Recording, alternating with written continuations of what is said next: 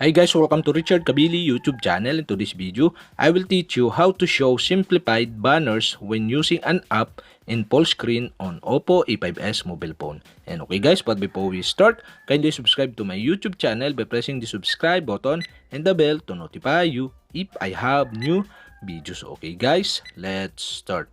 So okay guys, all you have to do is go to setting in your OPPO A5s mobile phone. And okay guys, here in settings, okay, go to notification and status bar. Okay, click this.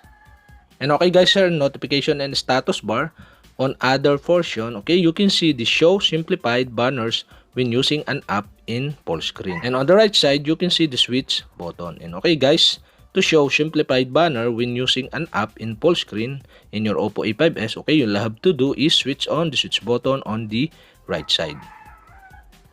And okay guys, to reduce interruption, simplified banner notification will be displayed when the phone is in full screen mode, such as when you are watching videos or playing games. And okay guys, that's it. We have successfully show simplified banner when using an app in full screen on your OPPO A5s mobile phone. And if you have a question, kindly comment below. And don't forget to hit the subscribe button and the bell to notify you if I have new videos. Okay guys, thank you for watching.